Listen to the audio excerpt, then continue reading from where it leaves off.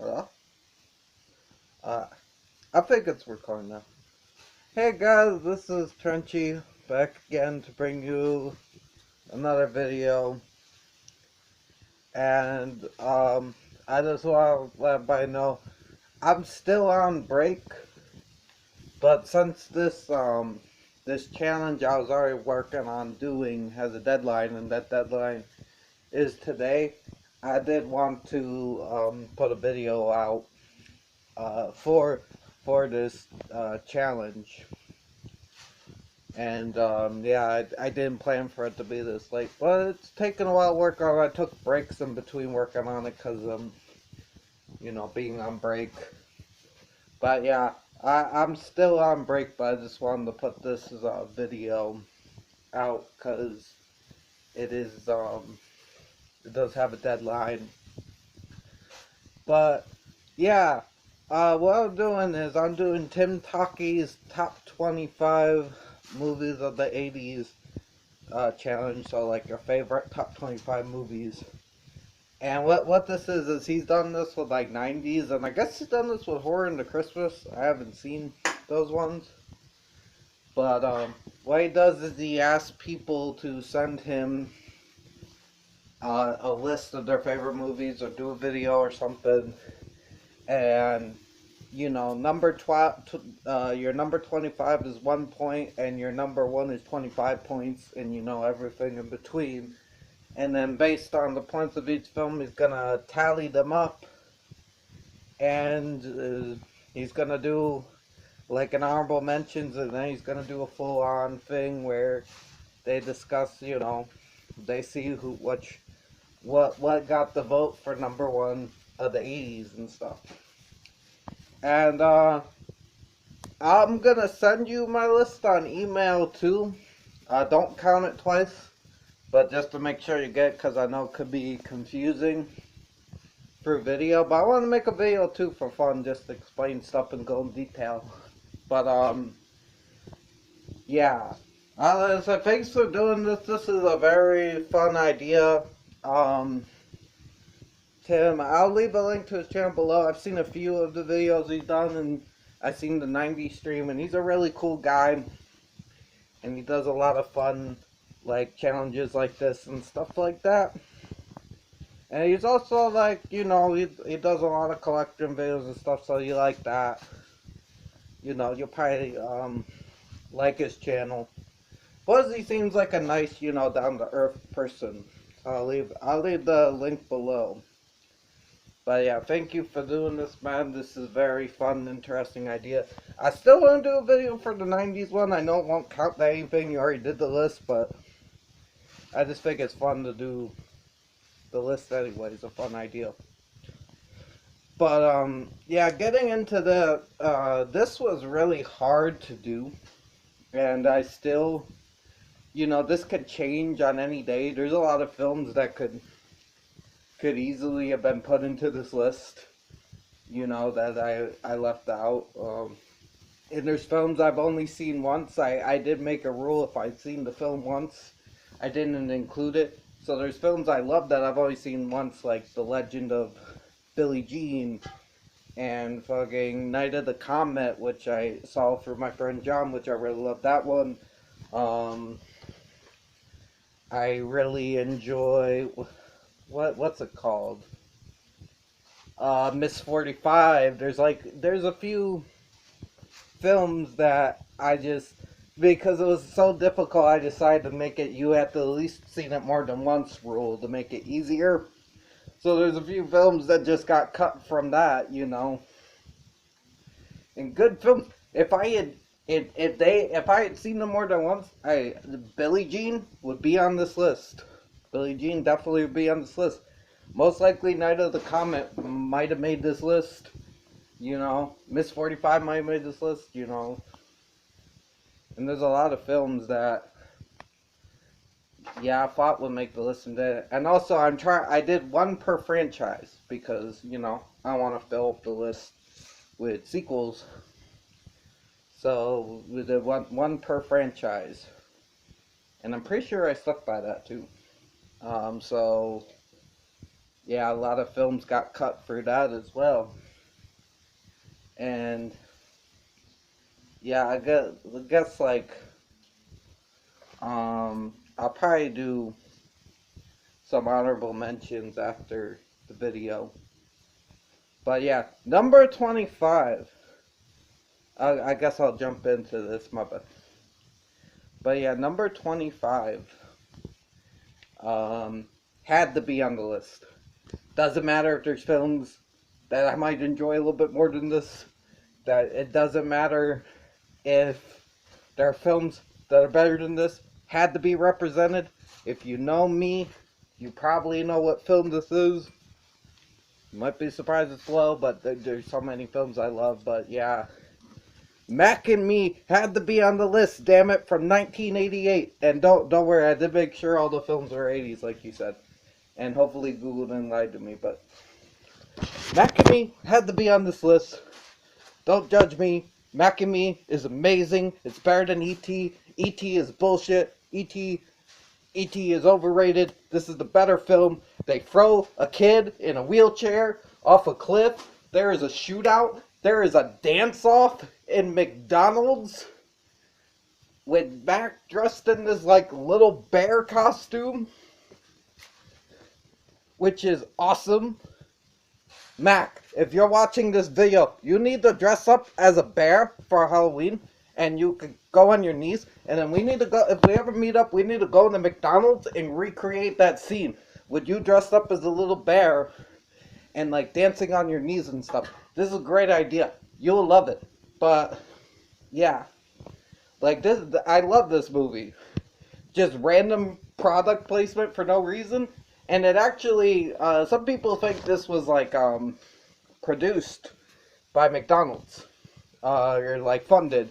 It was not. It was funded by the food truck company that does the food distribution for McDonald's. They funded this movie.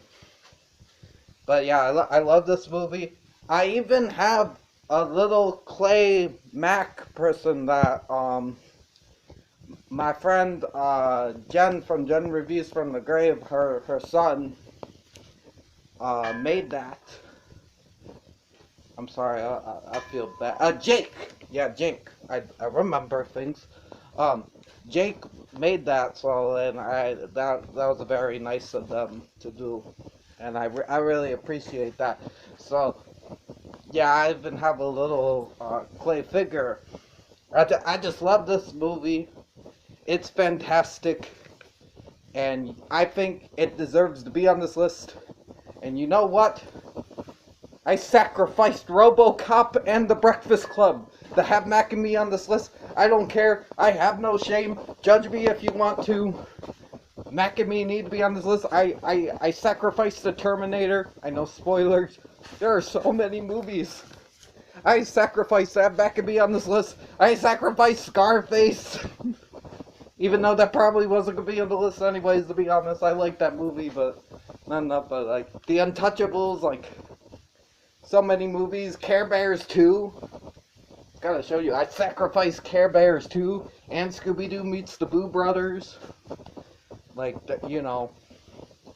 Mac and Me had to be on this fucking list. It had to be. It's fantastic. Yeah. Like fuck. Yeah, had to. So yeah, that's number 25, Mac and Me, from 1988.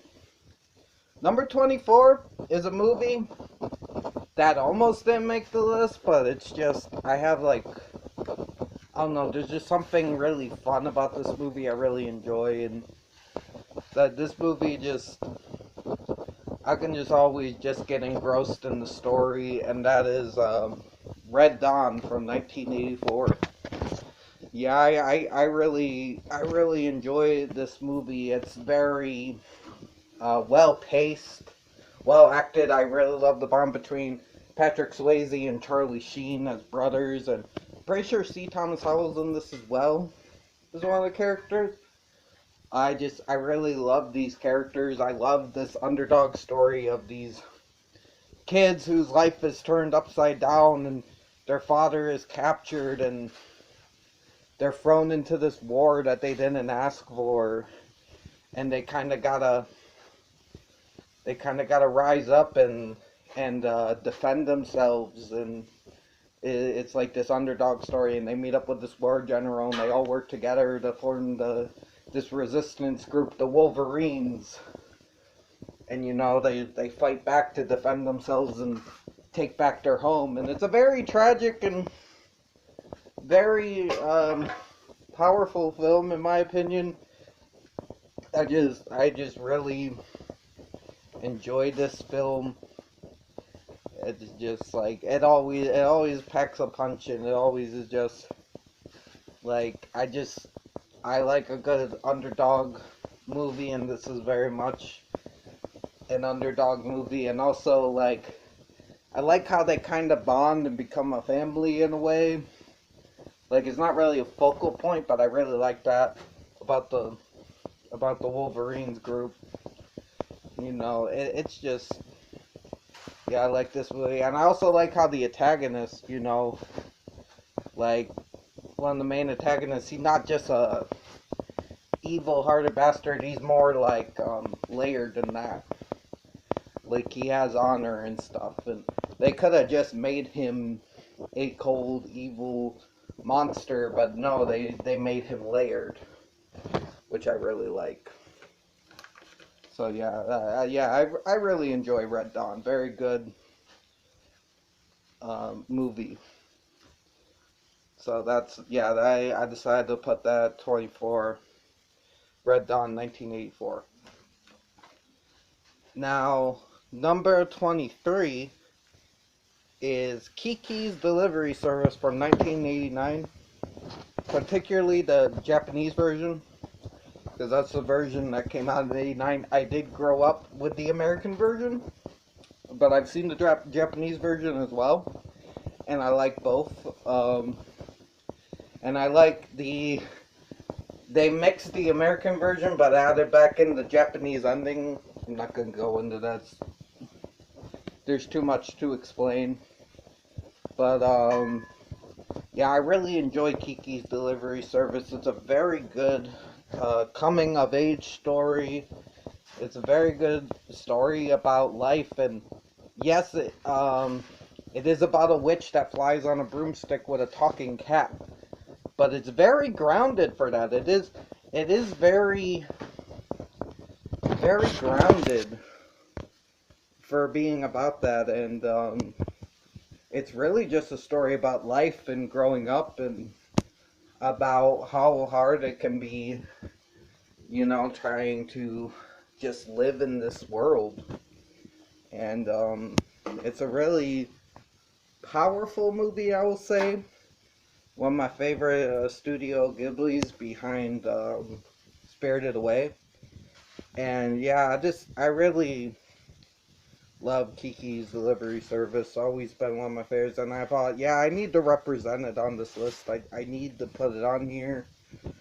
It needs love, man. Because I think, like, when people they speak of Studio Ghibli, they always bring up like Howl's Moving Castle and Spirited Away and Princess Mononoke, and like which are all great. There's another one, Winds of Nausicaa.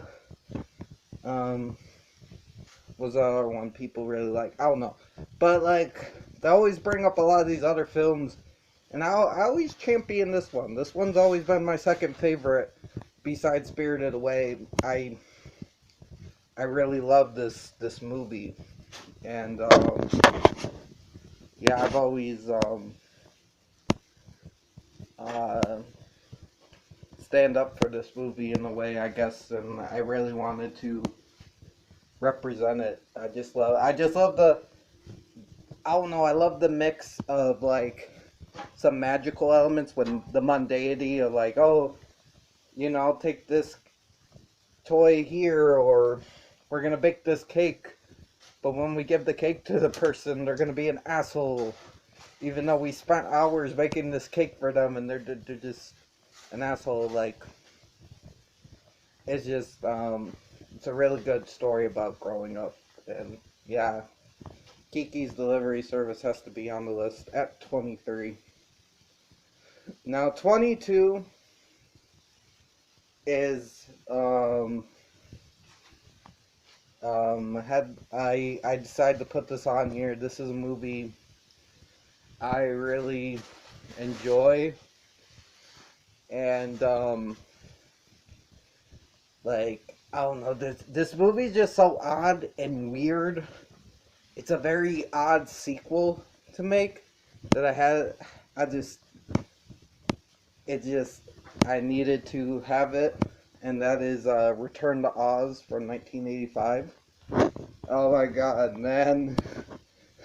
Dorothy, played by Fairuza Balk, almost being fucking put in like electrotherapy treatment in like a shock chair or whatever. That she like drowns in a river, and like her talking chicken, and go around. There's fucking guys on roller skates on all fours wearing fucking crazy ass masks called the fucking Wheelers riding around. Yeah, the Queen Mombi with all the heads in the row behind the glass, and they wake up and they start screaming, and her bodiless head, or headless body's running around. You have the giant rock gnome or whatever, like dying from the egg being poisoned. Like, this movie is just fucking insane and crazy. You got the little robot guy, and you got that, I think it's Jack. Are you my father? And they make that like moose couch that can fly called the Gump.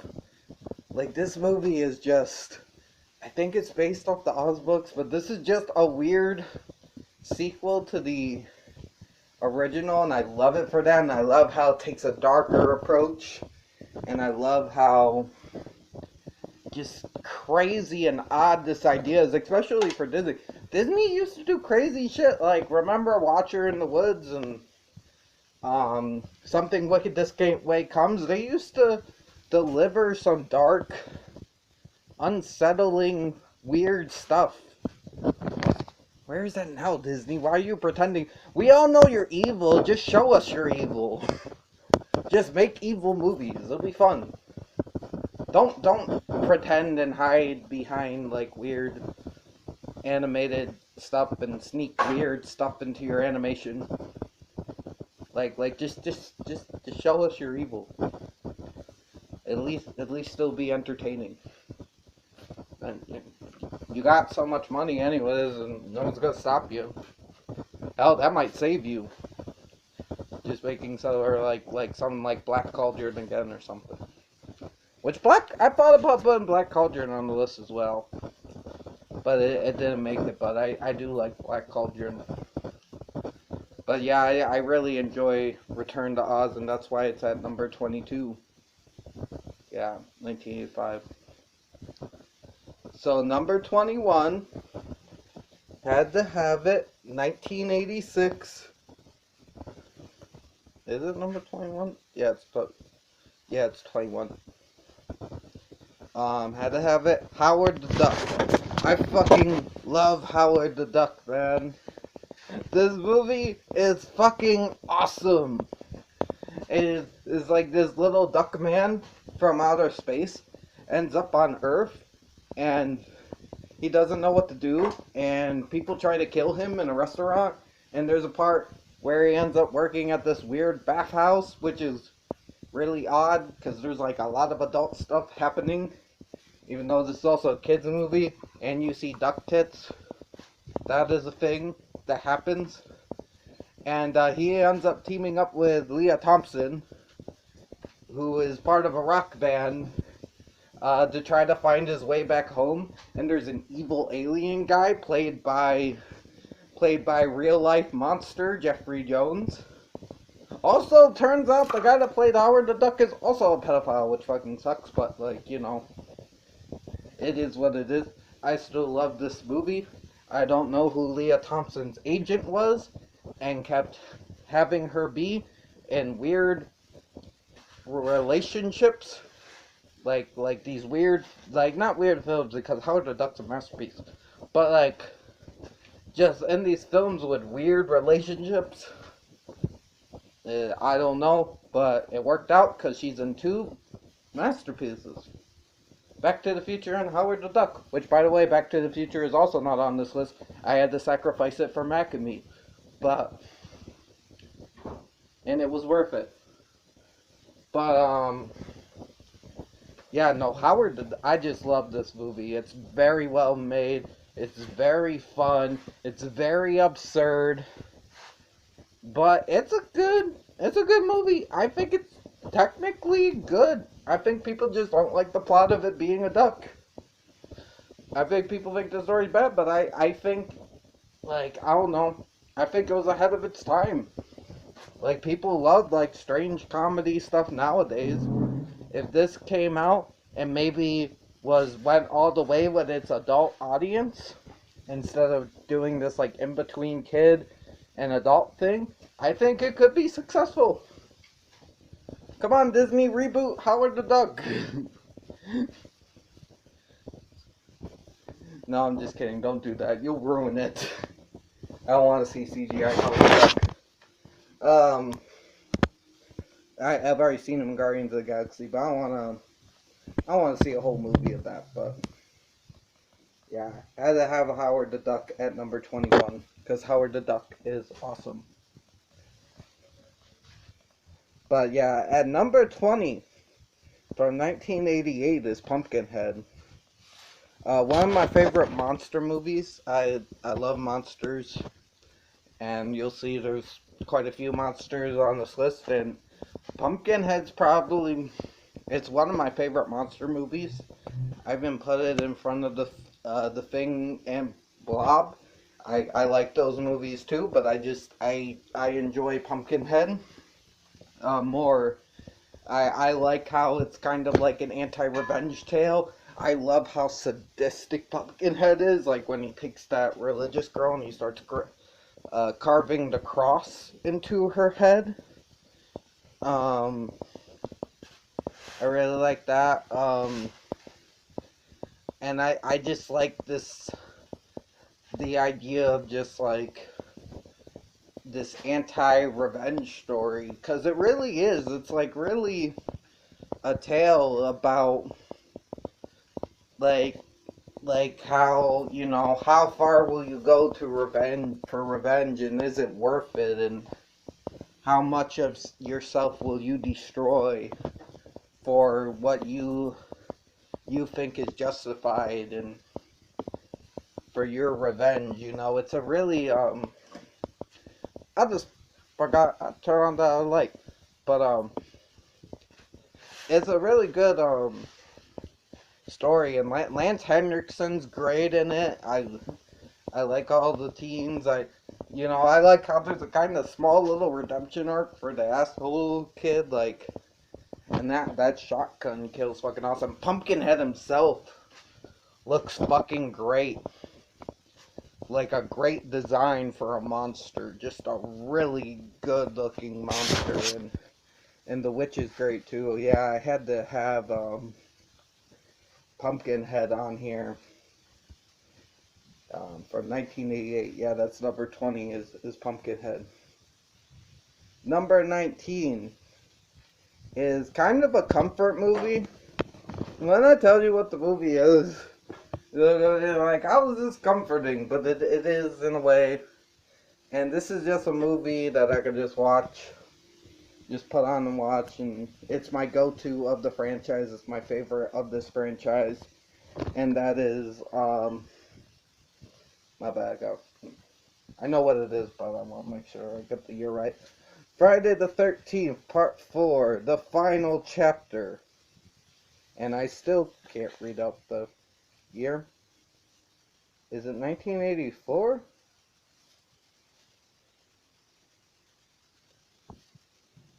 It's 1984. Yeah, but yeah, Friday the 13th, the final chapter. This is just a really fun slasher. It's my favorite of the Friday the 13th. I love how Ted White plays Jason. I love how pissed off he fucking is, and how he's ready just to demolish it, and you can tell the anger. and you can tell how much he wants to fucking scare the shit out of Corey Feldman, which is just beautiful. And Corey Feldman's great as Tommy Jarvis. I'm not a fan of him in real life, but like as Tommy Jarvis, he's really good. Tommy Jarvis is like my favorite character of the franchise. I really enjoy that character, and yeah, I like seeing his little origin story here with, like, you know, he makes the masks and he ends up using those like makeup effects and stuff later to like beat Jason, which is really awesome, which Jason's defeat is really cool. I really love some of the kills in this with like the kind of the morgue guy with the slice to the neck and his head getting twisted, and the person in the boat getting attacked, and the where's the corkscrew, and the corkscrew going into his hand, his face getting slashed, and just the awesome dance that Crispin Glover does to Love Is a Lie. Just like a lot of just fun moments and just fun, like, this is just a movie where I can just lose myself and have a fun time, and it's a comfort slasher. It's just a movie I know what's gonna give me, and I know, like, if I am feeling down, I can put on this movie and have a fun time and just lose myself in the story and the chaos and the bloody chaos, and watch Ted White scare the shit out of Corey Feldman, which gives me a lot of joy. Plus, just watching Jason smash through like doors and windows. I know he does this in other movies, but just something about how he does it in this movie. Maybe because he is played by a military guy. Ted White, I think, had a military background, and I think that does shine through with this Jason. Just something about this Jason I just love above the rest, because there's just like this deadliness and anger to him that I really like. Yeah. But yeah, that is number 19, Friday the 13th, Part 4, the final chapter. Number 18 is the exact opposite of that movie, and that is Lean on Me from 1989. Now, I'm pretty sure this movie is based on a true story, and it's about this principal going into the school that is like wrecked the shit and, like, you know, kind of messed up, and he is asked to fix it up, and through like means that are kind of controversial and stuff, and kind of like going to the extreme, he does. And I really enjoyed this movie. It's very much a feel-good movie. Morgan Freeman's performance in it is fucking great, and I love the kids. I enjoy all the kids. Sam, the one girl that's like friends with him. I'm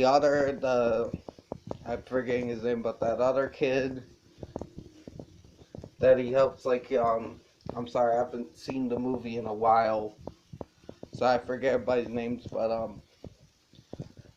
yeah, I really love this. I love the scene on the rooftop where he's like, you know, the one kid's like smoking crack, he's like, do you know what crack does? And he's like, oh. And he's like, it kills your brain cells, son. It kills your brain cells. So keep doing that. You might as well go and jump. Do you want to jump?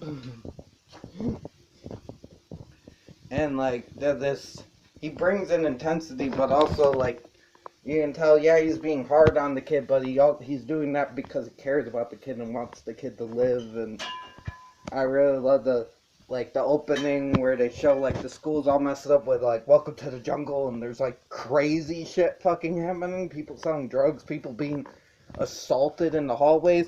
It really shows how bad the school is and why they need Morgan Freeman's character to come in to save it, and why he needs to go to extremes he does, even like creating fire hazards by putting chains on the door. By the way, spoiler alert for all the movies on this list. I forgot to say that in the beginning. My bad. You're getting warned now. Pretend it was at the beginning of the video. We're gonna pretend. We're using our imagination. But yeah, that I love this. Yeah, Lean on Me. I just really enjoy this movie. It has stuck with me, and I felt like, yeah, it needs to be on the list because I do really enjoy this movie, and I do want to rewatch it because it's been a while and I'm a little rusty on some things, but it stuck with me enough that I thought it needed to go on the list. So yeah, number 18 is Lean on Me. No, number 17 is kind of a surprise. I didn't think it'd be so high. I didn't even know if it would make the list because I do really enjoy this movie. But I guess I enjoyed it more than I thought I did. Because when I was making the list, I'm like, yeah, I was thinking, yeah, it can't be lower than 17. And I played around with it a little bit. And yeah, this is Predator from 1987. And yeah, I've always liked Predator. I've always had fun with the first Predator movie, especially since it's like a slasher starring action heroes instead of teenagers. But yeah, I was surprised to have it at number 17 because like there's so many other movies I love, and like I really thought like I really didn't know, and I had just rewatched Aliens as well, and I really enjoyed it on the rewatch. But something about Predator, I don't know if it's the design or if it's a, like I said, it's a slasher with action heroes or characters, the kills, the scene where they're like fucking up the jungle with their guns, or like how the final confrontation. I don't know, this movie is just a blast. This movie is just so much fun. It's a good sci-fi action horror slasher. Like, it works. It can work for different people. If you like action movies, you'll probably like Predator. If you like sci-fi movies, you'll like Predator. If you like horror movies, you might like Predator. Maybe it's not completely horror. If you like slasher movies, this is practically a slasher movie. Like, so you'll probably like Predator.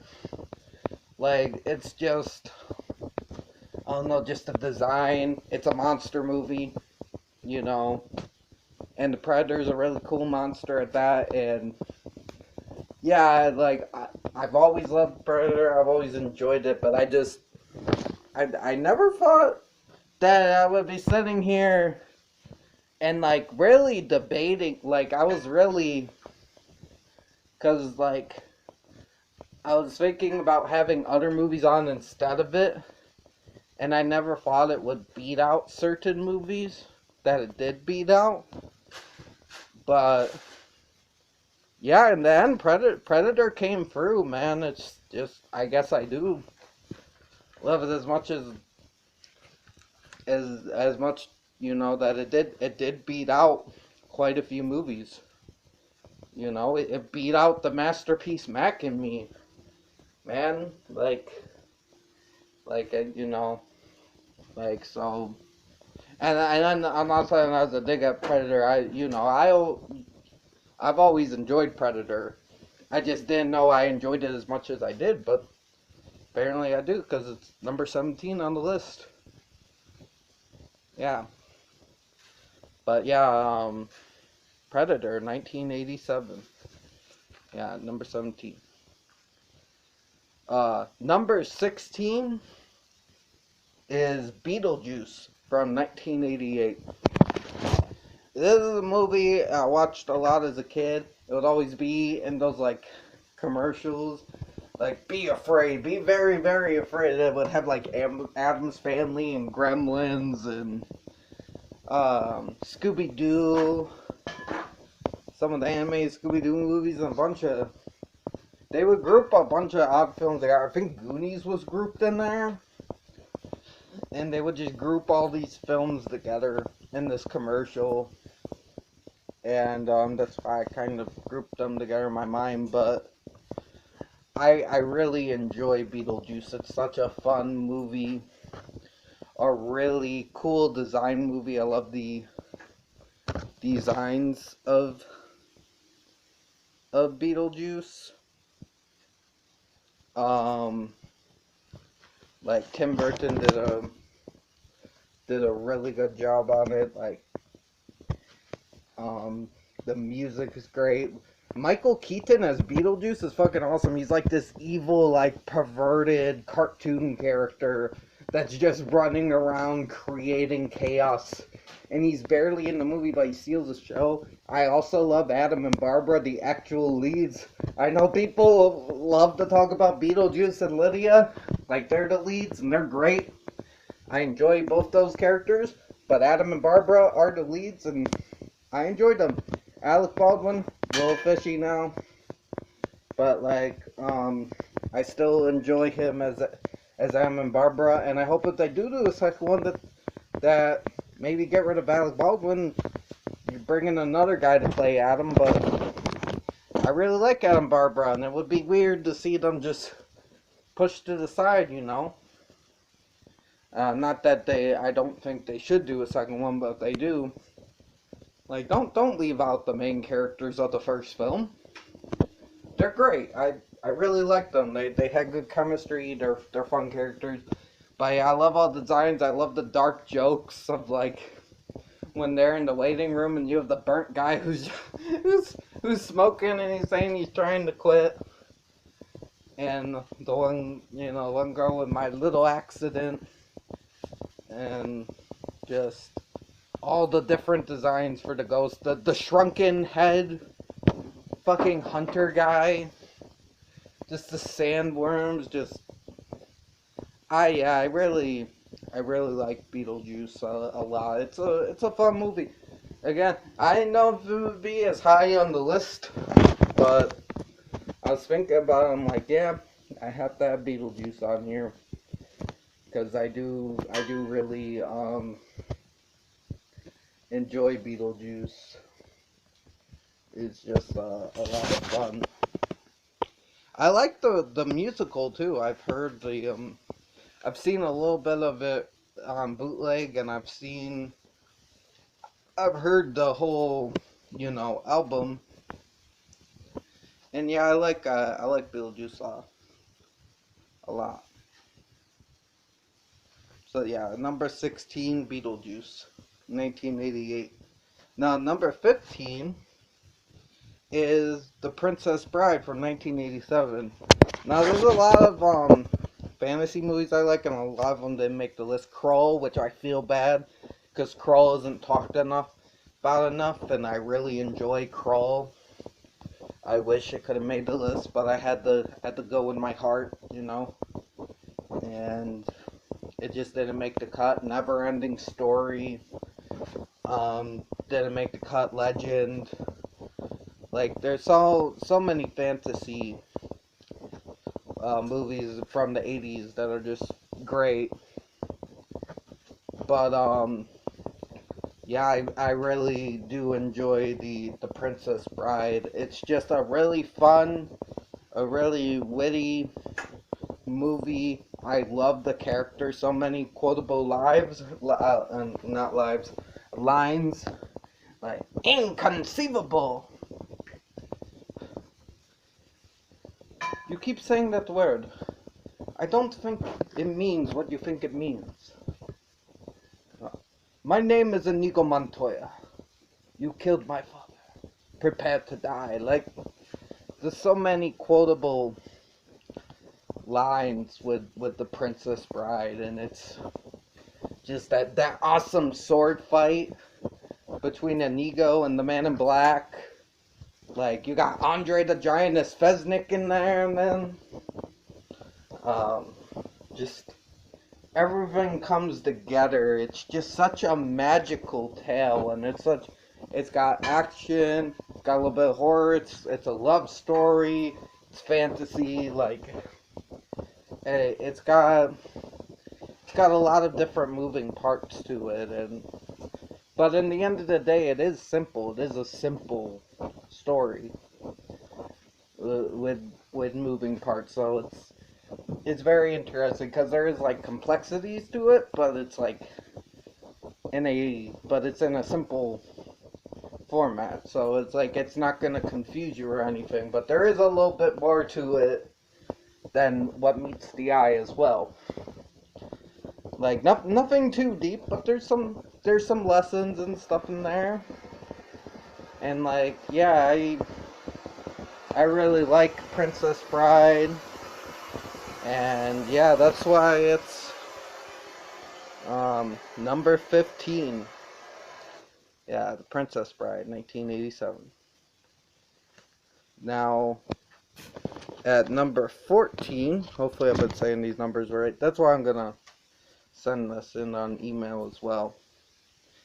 Is Monster Squad from 1987.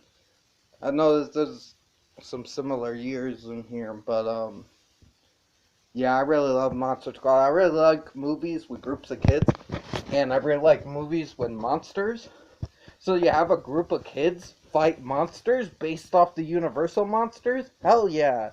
Like, it's awesome. You got creepy German guy who is a Holocaust survivor who helps them out.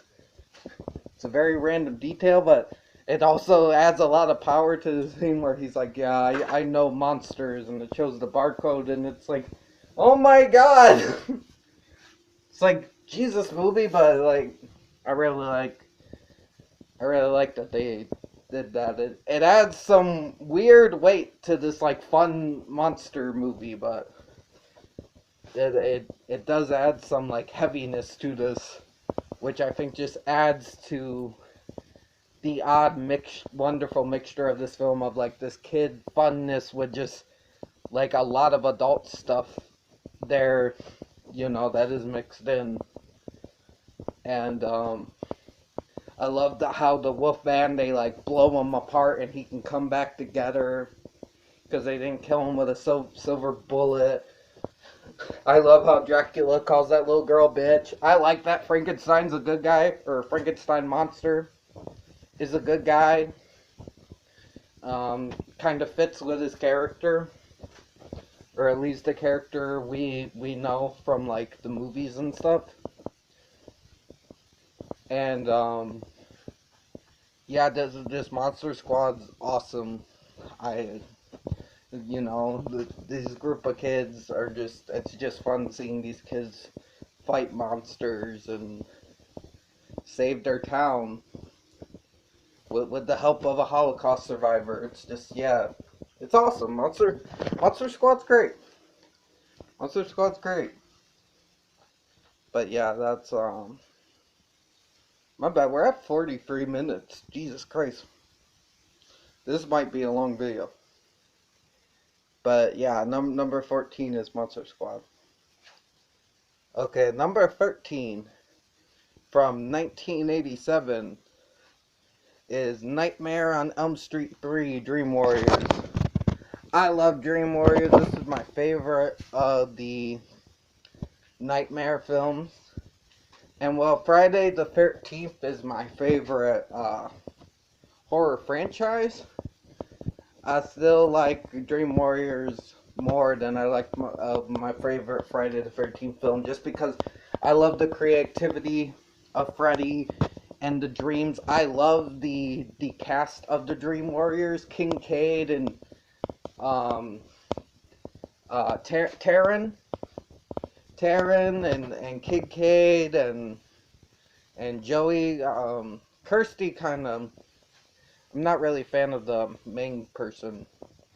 She was kind of weak for me, but I love the rest of them.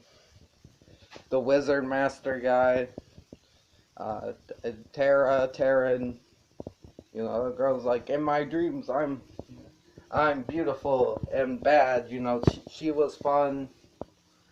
Um, Nancy coming back is awesome. Just like the puppet kills and just the different designs of the dreams, like the needle kill, which is very disturbing. Like just Dream Warriors just fucking hits for me. I really love Dream Warriors. It's got that awesome song by Dawkins. It's just the most fun of the Nightmare franchise. Is just my favorite because I like horror movies to be fun, and this one's just got that good mix of like silliness, but also still like scary at parts. And I think this is also the one with the Freddy worm. And yeah, there's just a lot going on. We get to meet Freddy's mom in this one, which is really cool. And it's just, yeah, I think this is the one that they just got pretty much everything right. Oh, and Freddy's one-liners in this, man. Welcome to no, what the fuck am I doing?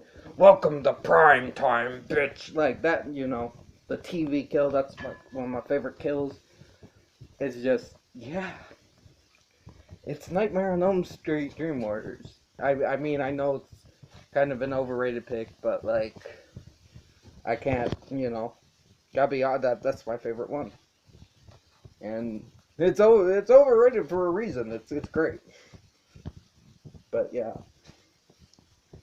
Um, but yeah, number 13, Nightmare on Elm Street 3 Dream Warriors.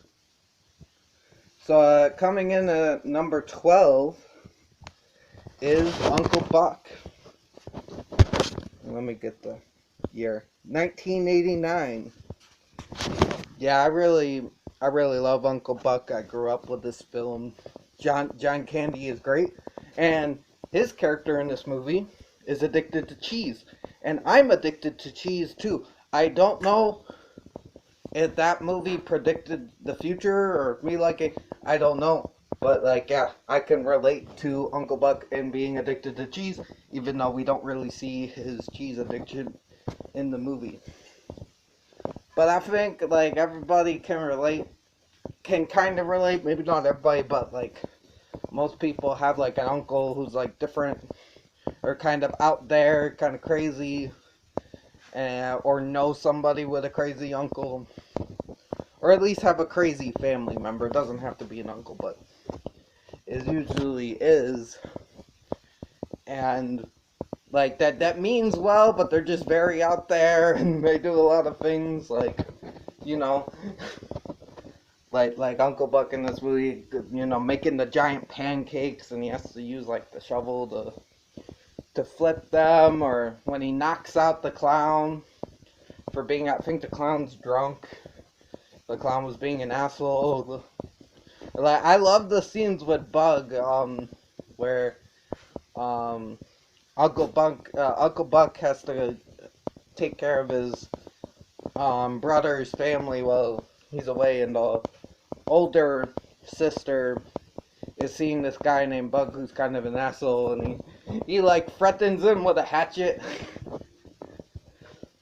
and he's talking about like cutting up a gnat, and he's like, "Oh, Bug, it's kind of similar to a gnat." And it's like he's like threatening him, or there's one scene with a power drill. He doesn't do anything, but you know. And like I love the part where like Macaulay Culkin's like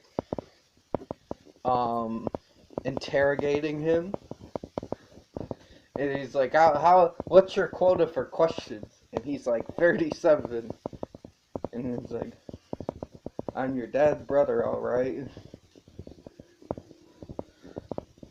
And it's just going like, you know, Macaulay Culkin's asked him a bunch of questions. Like Uncle Buck's just such a fun movie. It's one of my favorite John Hugheses. It might be my favorite. I really do love Breakfast. Wait a minute. Breakfast Club didn't make the list, so I guess Uncle Buck is my favorite. I was about to say, I think it might be Breakfast Club, but I'm like, wait a minute. Breakfast Club didn't make the list, and Uncle Buck did. That makes no sense. So yeah, I think Uncle Buck, for now, is my favorite John Hughes movie. Because, yeah, Breakfast Club did not make the list, sadly. I do love that movie. It's a great movie, Breakfast Club. But, just did not make the list. But Uncle Buck just, there's such a, Uncle Buck has such a pull. And it could change. Could get Breakfast Club, could get back. But, you know, I just really enjoy Uncle Buck. So yeah, I had to have Uncle Buck on the list.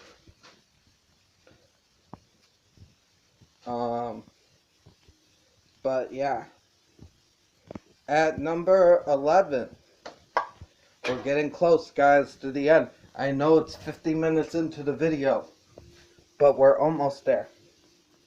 At number 11 is Gremlins from 1984. I love it. This is just a fun monster movie, just a fun sci-fi monster creature movie. Takes place on Christmas, so you count it as a Christmas movie if you want. You can have fun with that. And yeah, I love the little creature of Gizmo. I love the Gremlins. I love what's his name as the guy with the snowplow. You know, and Kentucky Harvester. That guy, I forget. I like that actor a lot. I should know his name. He's one of my favorites, I would say. I really enjoy him. He's also in Small Soldiers, and he's in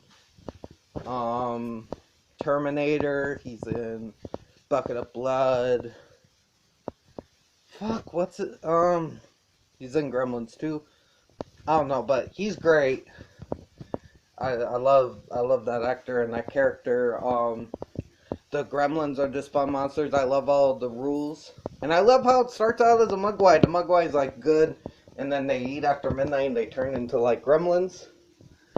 And, you know, I love like the rules with that. And just like this town being infested and them just causing chaos and the like in one moment they could be making an old lady fly out a window to her death or like chomping on a Santa Claus guy. A guy dressed up as Santa Claus, and then the next minute they could be in a theater watching Snow White, you know, just having a good time and singing and just chilling and eating stuff, or just hanging out in a bar, just going crazy, doing puppet shows, and just, yeah, I love Gremlins. And I really like the scene with I forget her name, but Phoebe Cates' character,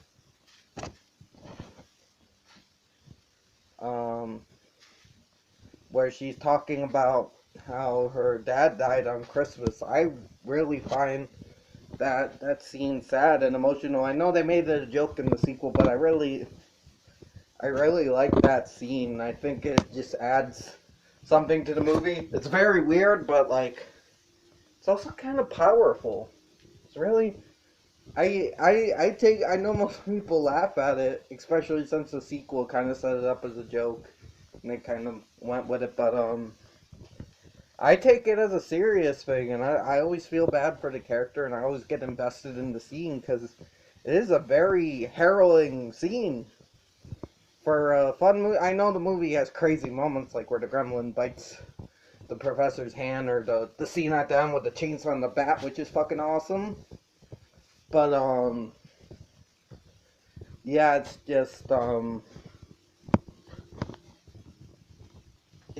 do, like, that scene's like, Jesus Christ, like, it's just sad, man. It's, like, one of the saddest things that could happen. Like, Jesus. Especially for a kid, that's, like, traumatizing. We're lucky she's, like, not in a mental hospital with, like, depression. Like we're lucky that it's just she's at the state where she hates Christmas, which is perfectly fine for somebody to do. I would hate Christmas too if that happened. Well, I don't hate Christmas. I'm not the biggest fan of it, but it's okay. I like the movies and the songs.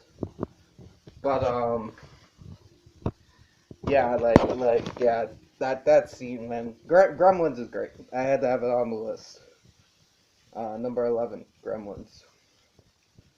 So, number 10 is Clash of the Titans from 1981. I love Greek mythology. I'm not as good on it as I used to be. I'm a little bit rusty. I gotta go back into it. But I really love this movie. Fuck the remake. I don't like the remake. They made it too dirty and too just grimy, and I don't like. Yeah, I don't like what they did with it, because this is such a beautiful movie. There's a lot of bright colors in this movie, and I love this tale of Perseus. It's not my favorite tale. My favorite Greek tale is probably Theseus and the Minotaur. But still, the tale of Perseus is great, and I love all the aspects, like with Calibos and the Pegasus, and then you have like Medusa and the witches with the one eye, and the Kraken, which was weirdly done, but still pretty cool for what it was, and the little robotic owl. I love the stop motion on this. Ray Harryhausen did a great job with the creatures, especially like Medusa. Medusa's like really good, and I really enjoy Calibos too. The kind of the bull guy with the like bull feet, the cloven feet, and kind of the whip. The red guy. Like I really enjoy Calibos as well. And I think that's his name. And yeah, Clash of the Titans, just classic fantasy, classic Greek story brought to life. And they did this with a couple other movies. They did this with like Jason and the Argonauts. I would have liked to see a Minotaur movie done this style. I don't know if they did, but a Theseus and the Minotaur movie done Ray Harryhausen style would be great.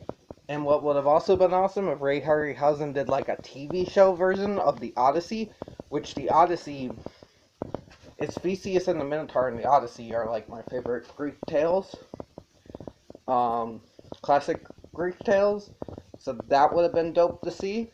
It would be cool if somebody could do that again, like do like a stop motion version of like the Minotaur, or even a guy in a suit, or do that story. I did see the one they did for sci-fi. It's okay, but I would like to see a better telling of that story.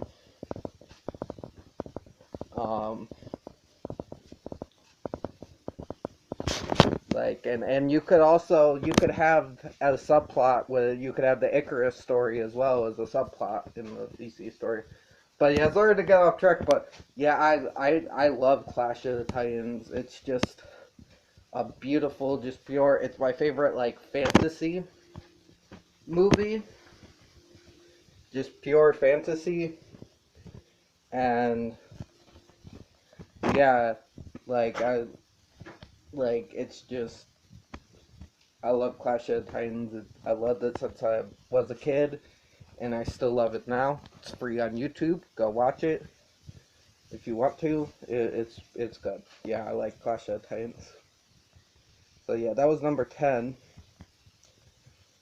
Hope I didn't miss anything. But yeah. Number 9 is They Live from 1988. And yeah, I fucking love They Live, man.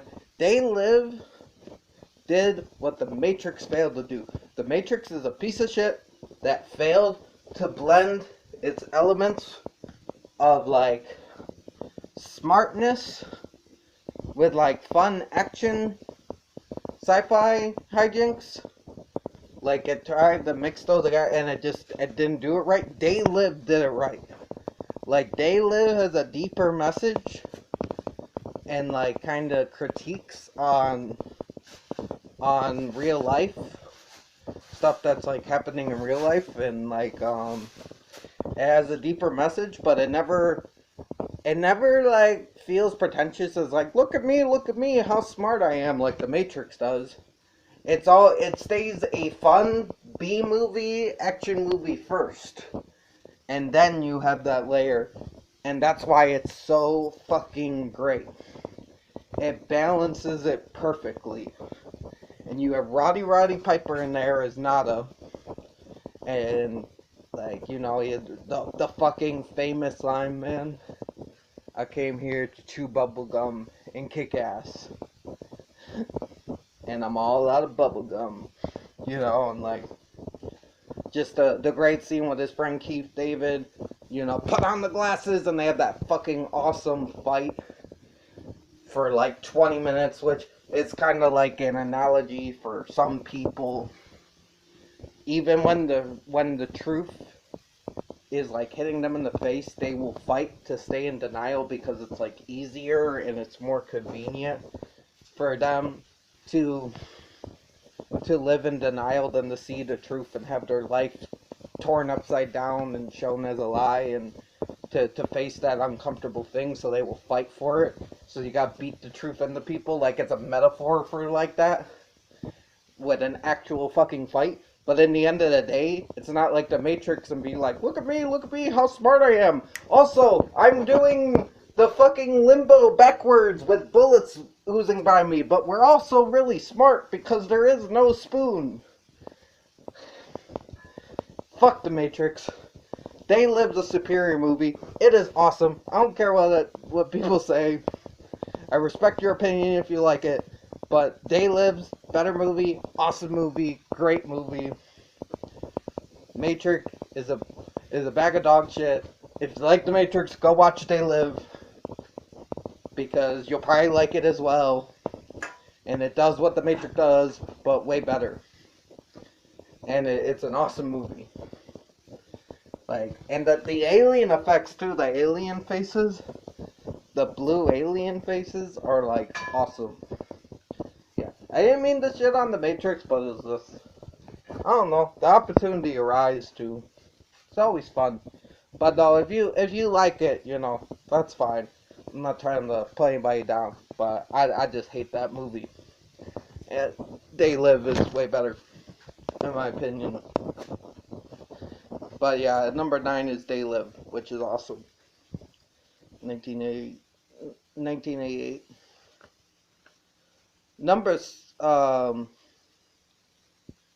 Number 8 is Evil Dead 2 from 1987. Evil Dead 2 is just a lot of fucking fun.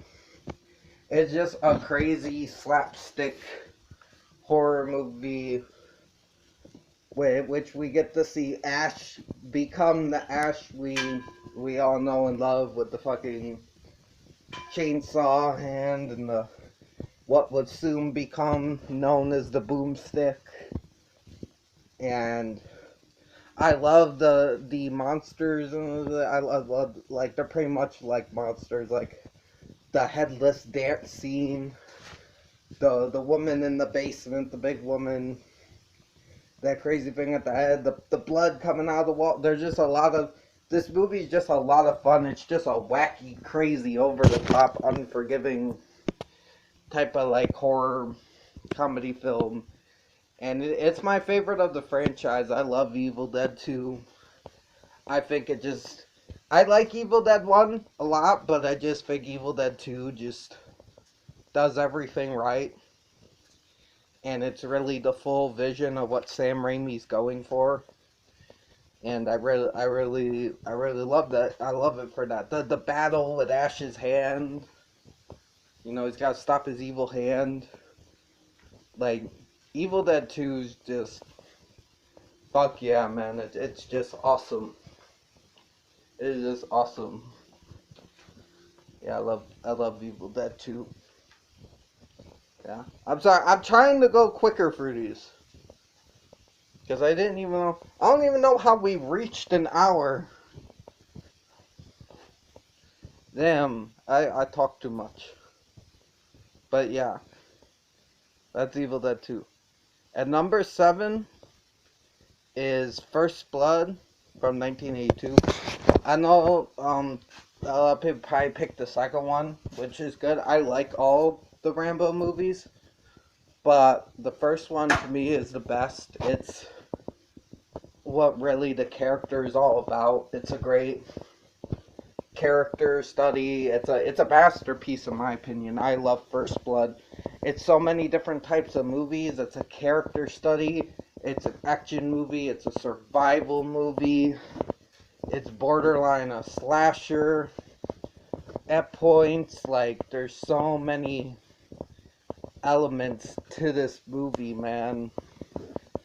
Like, and just it really sets up the tragedy that is John Rambo, and how this man got pushed into a fucking war because he just wanted a bite to eat.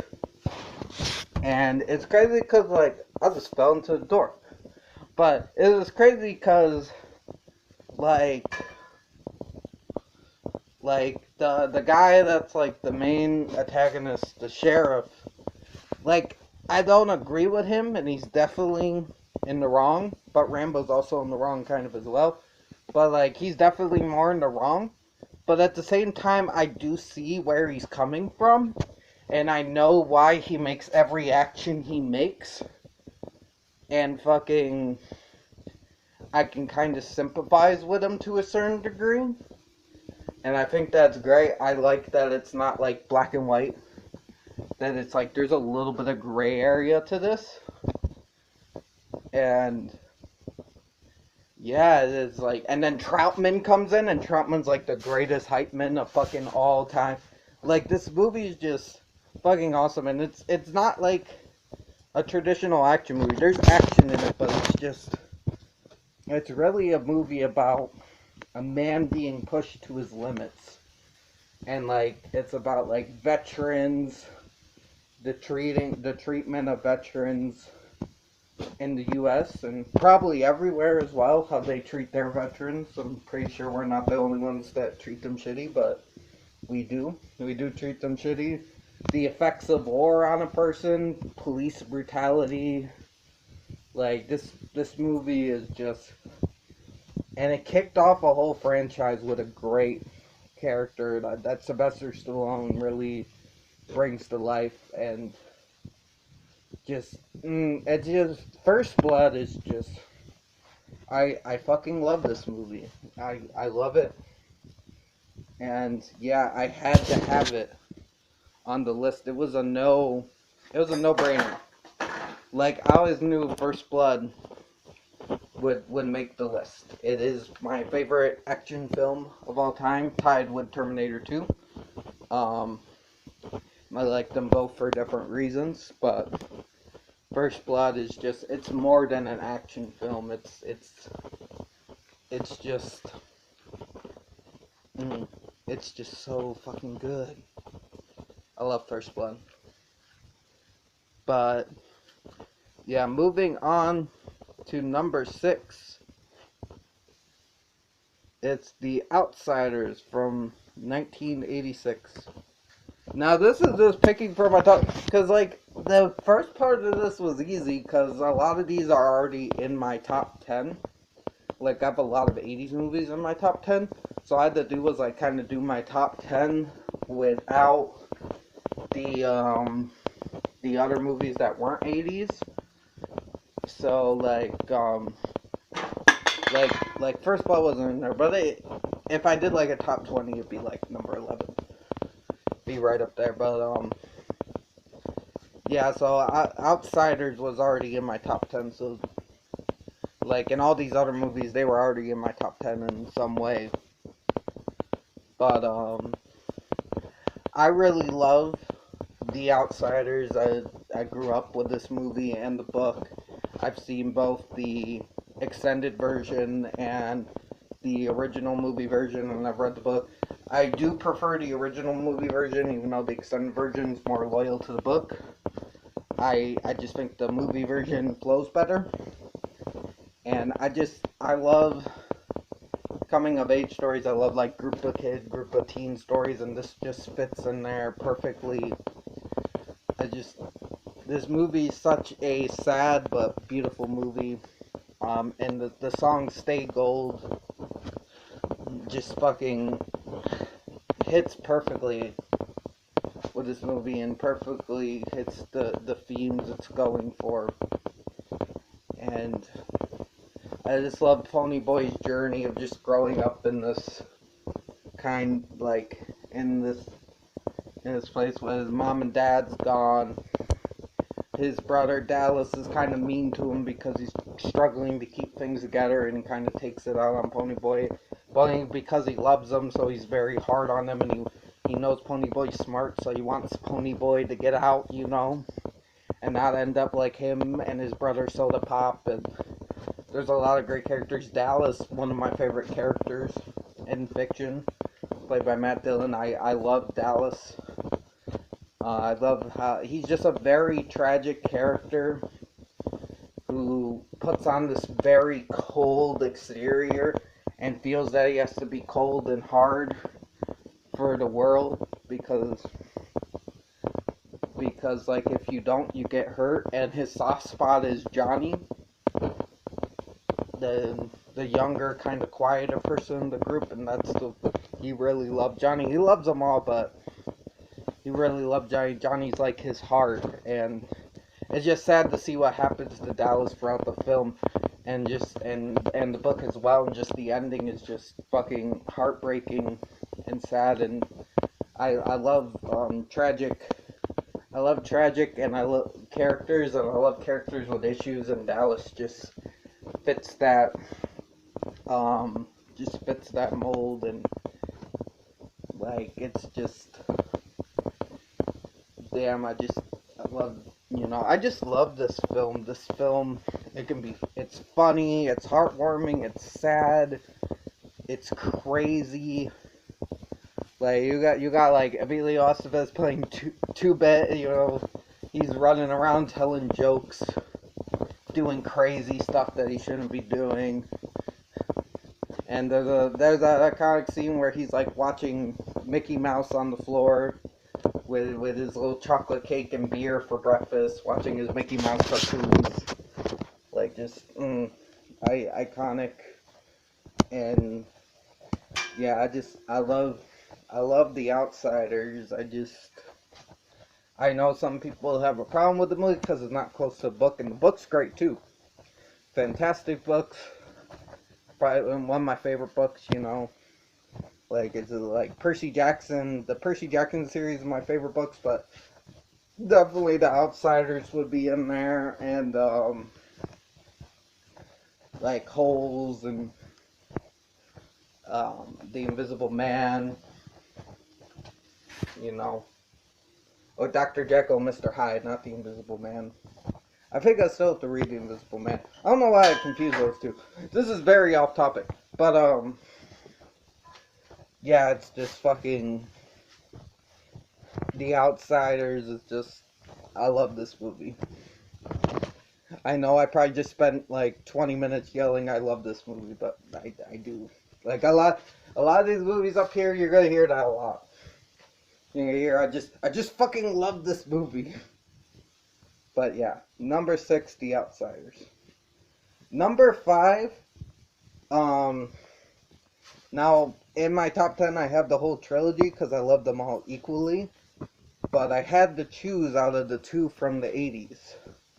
So, and I know a lot of people are going to choose one of them, but I actually chose the other one because I enjoyed them all equally, but I thought I'd just go with this one because I do really enjoy this one. And that is Star Wars Return of the Jedi, 1983. Yeah, and this is number 5, not number 6. Yeah, I enjoy all the first 3 Star Wars movies equally. If I would say a favorite, it is New Hope. But out of the 80s ones, Return of the Jedi is just fucking I just love this movie. I love the planet of Endor with the Ewoks, those little motherfuckers. They ate the stormtroopers. People want to make fun of the Ewoks. The Ewoks ate the stormtroopers. There's a reason why our group of heroes is not eating the food that the Ewoks are serving them at the end. It's because they're eating the fucking stormtroopers. The Ewoks are little badasses. They are little murdering teddy bears. They are fucking awesome. And they should be treated with respect. Because the Ewoks are fucking great. The encounter with Darth Vader is awesome. Like, Vader's redemption. Him killing Palpatine. Just such a powerful scene where this person that's like literally motivated from evil and hate and blew up a planet, and it's pretty much in his own way, space fucking Hitler is redeemed by his son who didn't give up on him, even though like Vader literally chopped off his hand. You have the death of Yoda in here. You got the stuff at Jabba's palace, which is really fun. Even though they messed it up now and made a weird frog creature with giant lips.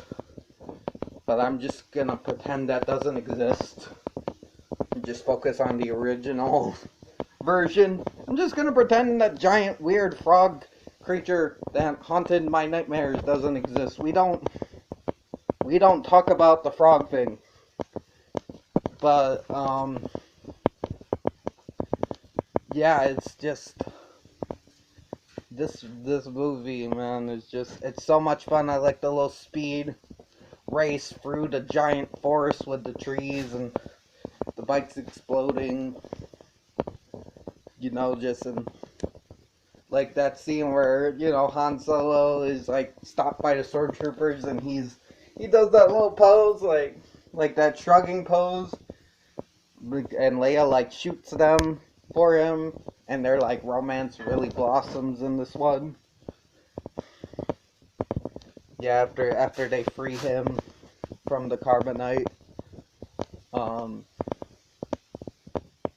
Which not right after, it's like later on in the film. But no, they free him from carbonite in the beginning, but they later on in the film that happens. But yeah, it's just like it is a Return of the Jedi. Empire Strikes Back is really great too. I really like that one. But I just have, out of the two, I just think I have a little bit more fun with Return of the Jedi. And my favorite is New Hope, but that's 70s, so that does not count. So I had to go Return. And yeah, that's number 5, Star Wars Return of the Jedi, 1983. Number 4 is Heathers from 1988. I really love this movie. This is just a great dark comedy, kind of borderline slasher movie with a lot of messages, and it's very like kind of like They Live. It's very prominent to today. Like, I think it's still prominent, even more prominent. Because there's a lot of, like, messages in this movie. Like, because if we break the movie down to its core, it's about Veronica trying to find herself. It's about her trying to realize who she is and trying to find herself. And she's led astray because even though she fights against it, she knows it's wrong, but she always, she always tried to be like somebody else. Like, she tries to be a Header, and she tries to follow like Heather Chandler and take on that identity and be the mean popular girl, even though it doesn't feel right. But she tries to take on that identity, and it doesn't, and then she moves on to JD, who's kind of like this wily, kind of foxy, tricky character. And she tries to kind of take on that kind of like bad boy, outsider, edgelord, hipster thing. And that doesn't quite work, and it just gets more dark and chaotic until the end, where she decides she's her own person. She's going to be the new sheriff in town. and she finally finds her own identity and breaks away from these toxic people dragging her down, and instead of taking on their identity, she becomes her own person.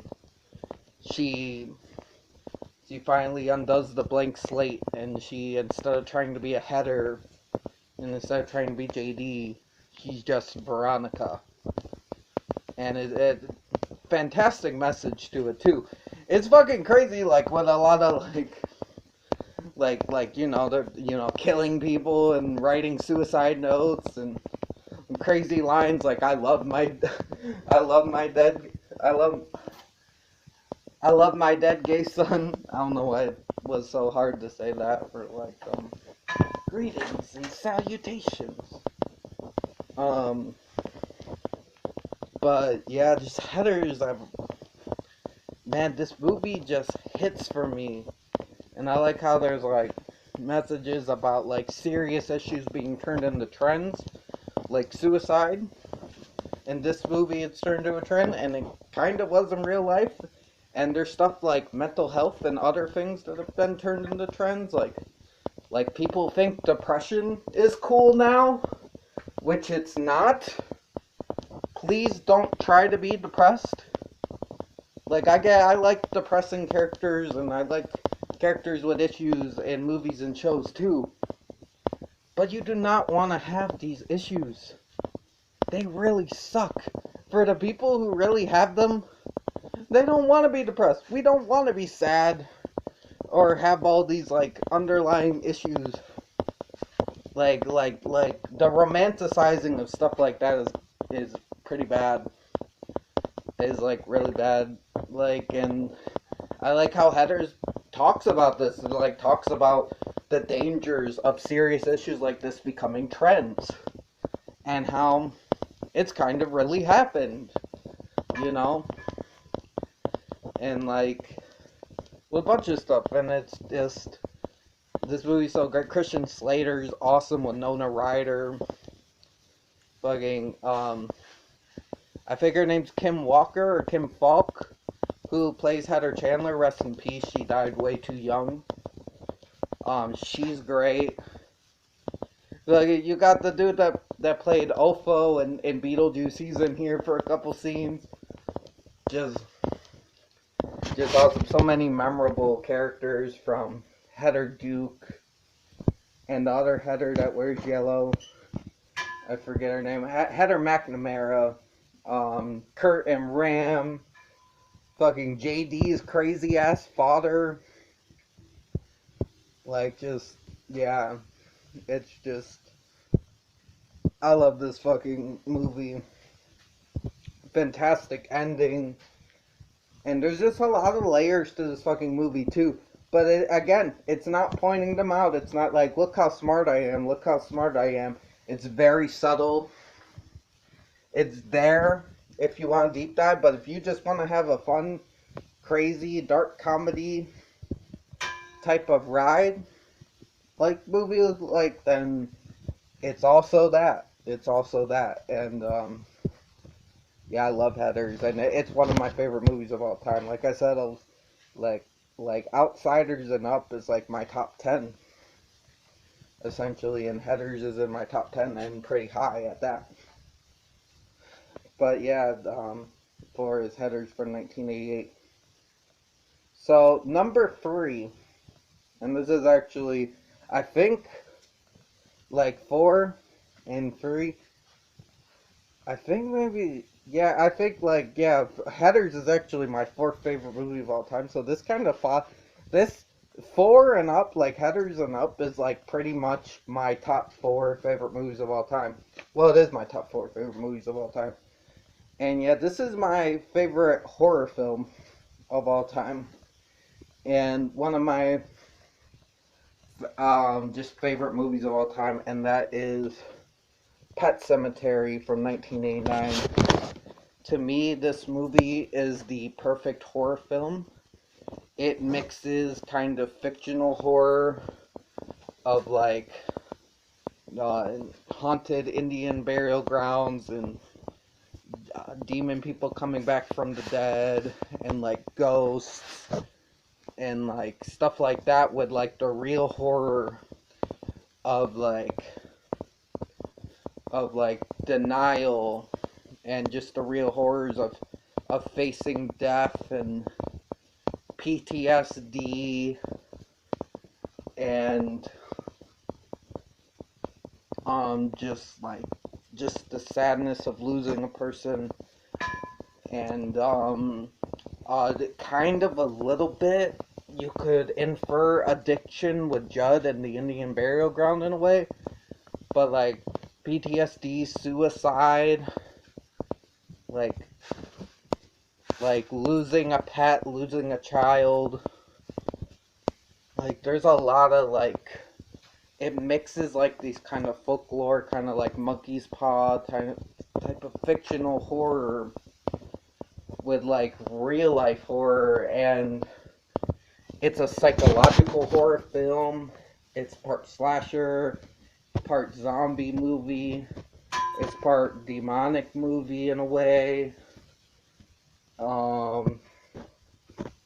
Kind of killer animal. Like there's so many fucking layers. Ghost, body horror with Zelda. Like there's so many different types of horror in this movie. Real and fictional, psychological, so much. To me, it's the perfect horror film. It's like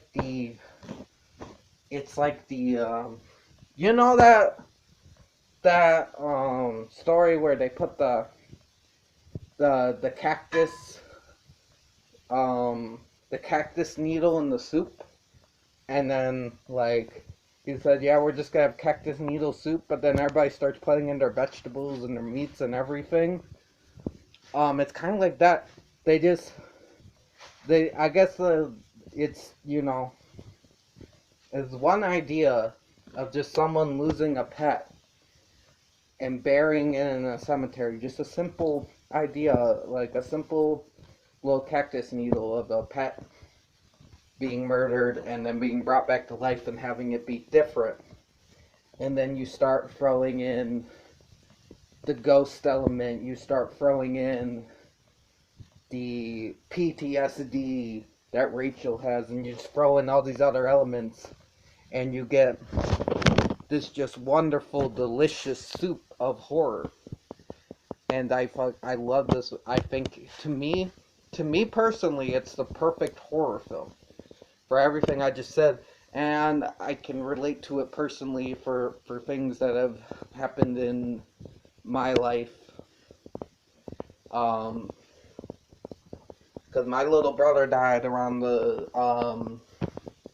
I think he was younger than age. He's younger than Gage. He was like a few months old, and I was little when it happened, so I didn't really,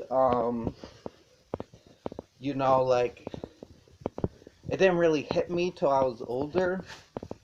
But to see, and I grew up with this movie as well at a young age, and just as I get older, just comparing that to my brother, who was a few months, Lance, rest in peace. It just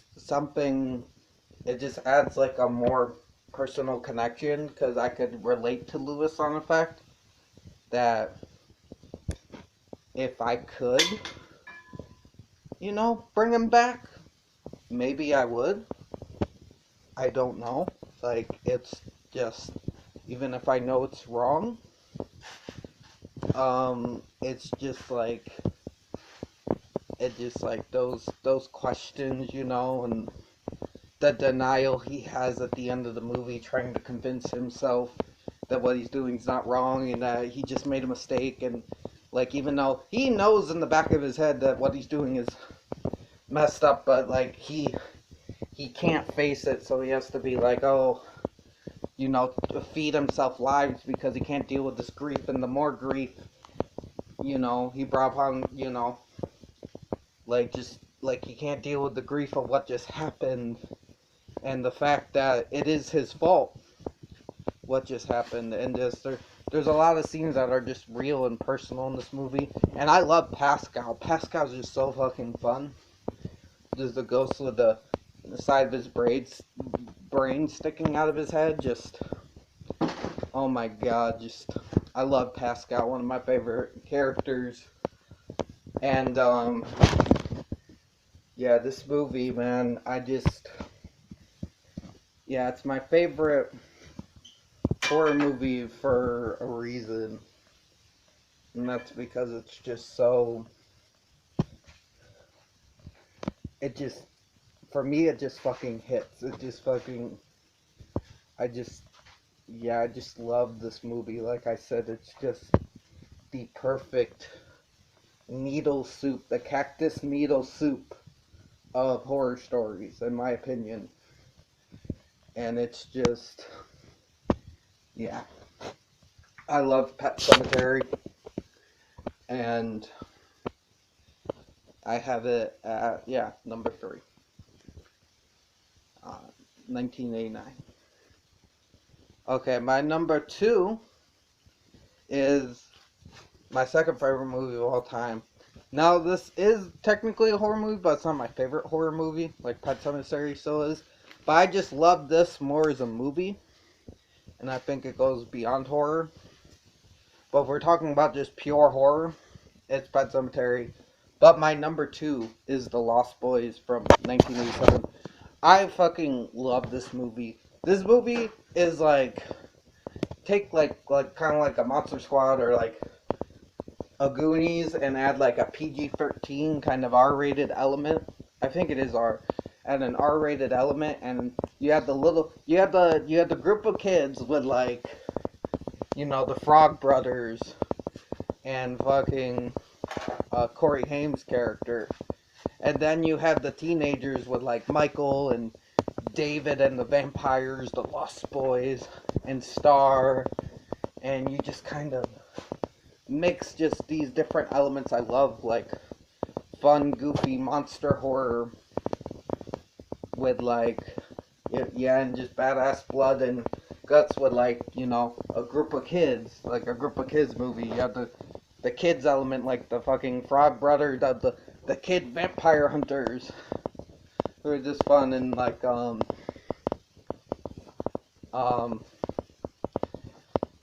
fucking, Corey Haim's character, and just like the grandpa who's always hiding off in the corner, and fucking, who knows what's going on the whole movie, but he did, he keeps his mouth zipped to the end. And it's just fucking awesome, just awesome lines, death by stereo, like, maggots, Michael.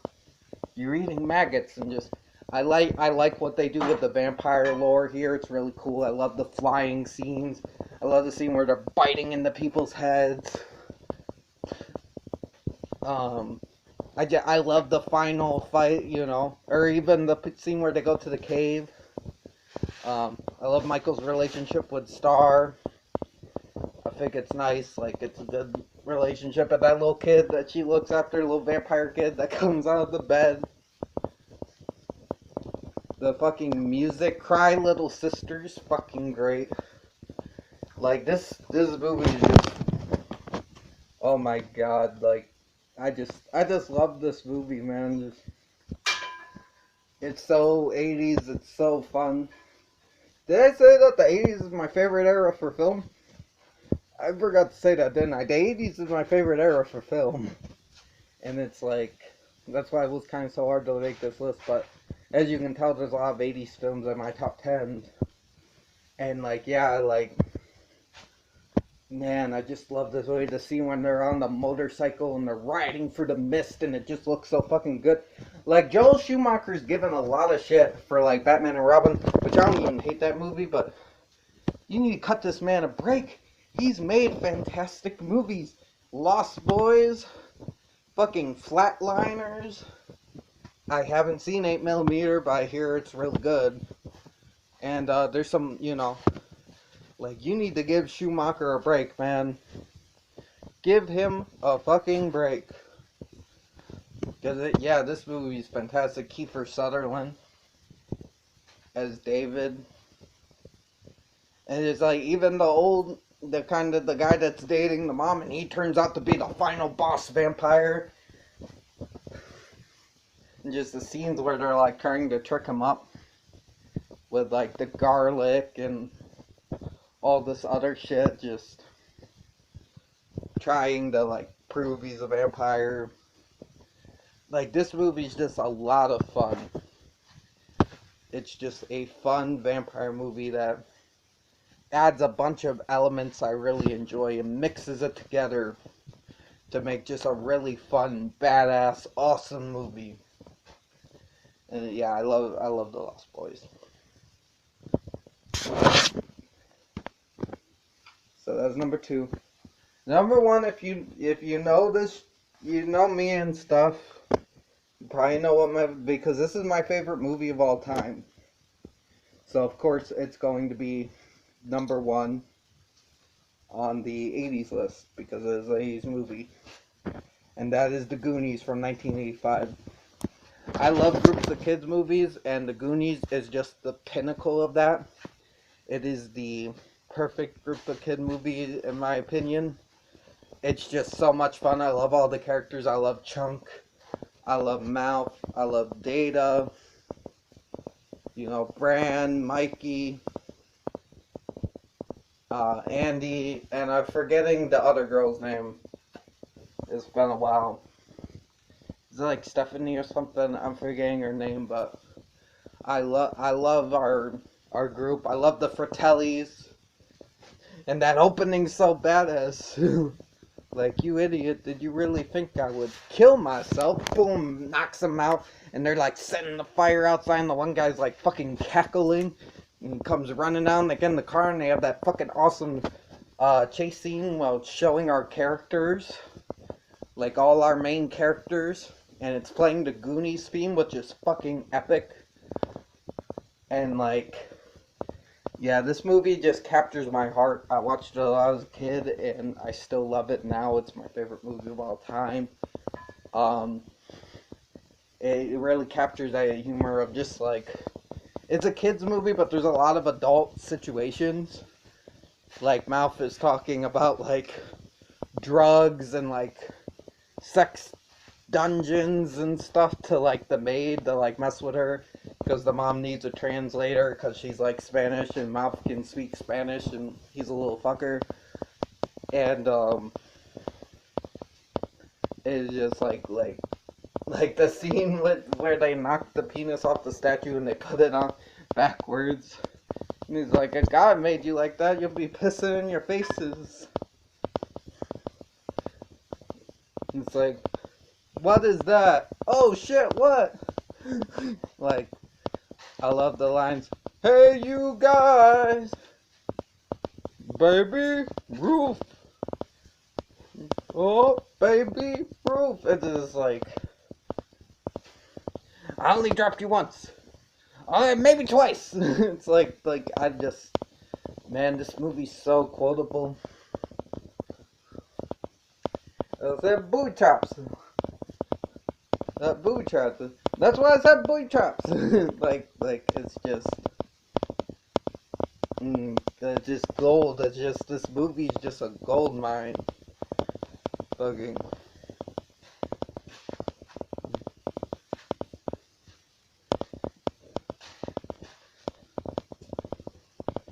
This one right here.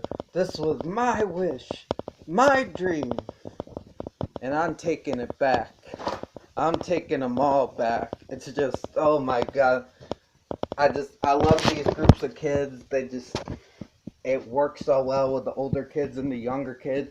And like, the treasure hunt for One-Eye Willie. It sucks they cut out the stuff with the octopus. And like, even the stuff with the monkeys, even though I think the monkey stuff would have bogged down the film. But it would have been interesting to see the octopus. Especially since they talked about it in the film and didn't show it. And then they showed it in the music video, which is fucking awesome. One of my favorite music videos of all time, the two-parter.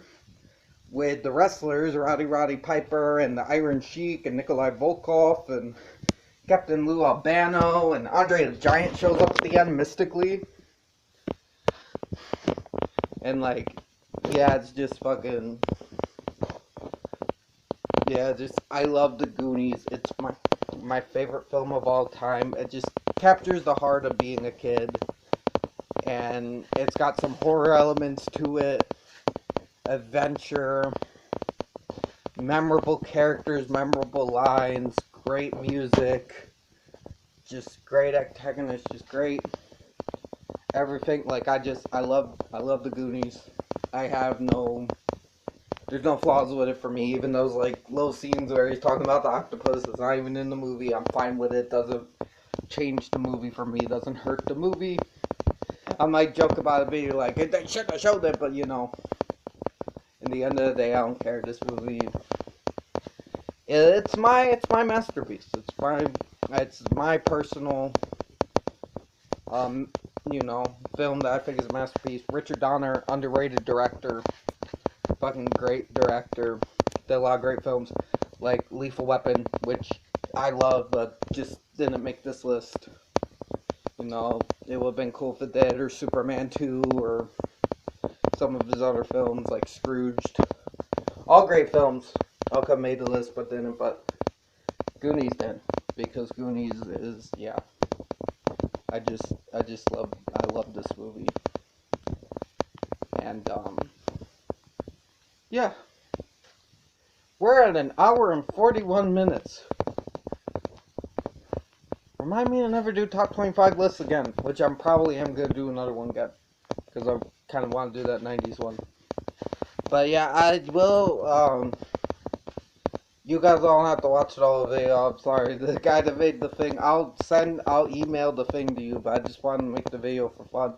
If you're still watching, thanks for watching the whole thing. I'm sorry it's so fucking long. But, I guess, recapping, number 25 is Mac and Me. Number 24 is Red Dawn. Number 23 is Kiki's Delivery Service. Number 22 is Return to Oz. Number 21 is Howard the Duck. Number 20 is Pumpkinhead. Number 19 is Friday the 13th Part 4, the final chapter. Number 18 is Lead on Me. Number 17 is Predator. Number 16 is Beetlejuice. Number 15 is The Princess Bride. Number 14 is Monster Squad. Number 13 is Nightmare on Elm Street 3, Dream Warriors. Number 12 is Uncle Buck. Number 11 is Gremlins. Number 10 is Clash of the Titans. Number 9 is They Live.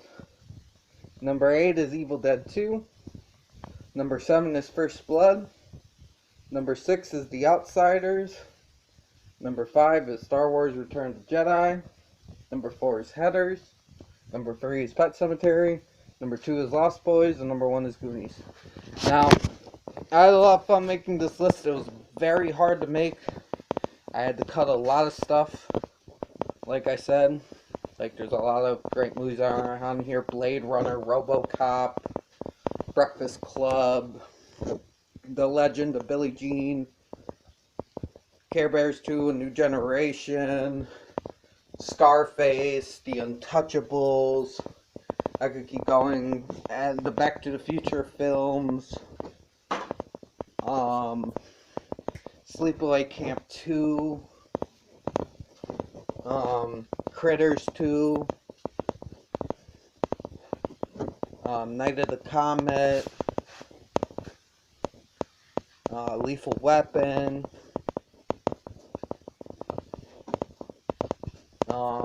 Aliens. Terminator. Spaceballs. Did I already say Breakfast Club? Airplane. Like, there's a lot of great movies from the 80s that could have made this list. The Garbage Pail Kids movie. That's excellent. But, like, the list may change over time.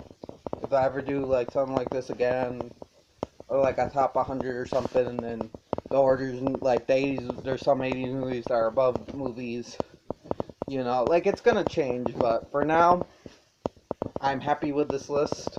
I'm probably gonna put this list on Letterboxd, and I'm happy with sending this list in to Tim and having this be my entry. And yeah, thank you, Tim, for doing this. This is a very fun idea. I wish I could have got done sooner so I could try to get more people on board. But you know, it is what it is. But people just still want to do it, just do it. Just make videos, you know. It'll be fun to see your list of your top 25 80s movies. That'd be like a fun thing to see, you know. Just say that it's Tim's Talkies, you know, challenge and stuff like that. Give credit where credit is due. And yeah.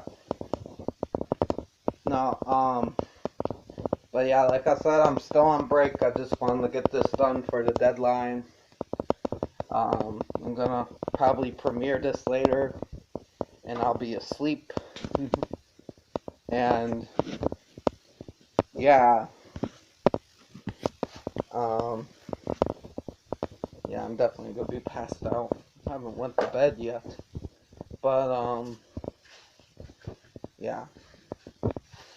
But yeah, I hope you guys enjoyed this list. I'm sorry I rambled on so long. I'm sorry this is such a long video. I did not expect this to be this long. Oh, Little Shop of Horrors is awesome as well in the burning. I did not expect this to be this long, but you know, shit happens. But yeah. I'm gonna have to take a little longer break at the, you know, for this video that I made on break's gonna make me take a slightly longer break. Cause I'm really zapped, man. I really put a lot of work into this. I have pages and pages of movies, and I started at like the beginning of the month, and just finished it like today. Like that's how hard making this list was. That's how hard, because I like to give everything a fair shot. So I like to make sure I don't miss things that I could like. So I give everything a fair chance in contention. And there's like pages, and then I wrote more, and then I eliminated some and wrote the ones that passed on another page, and then it was just a very long process. But it was worth doing. I had fun. It was draining, but I had fun.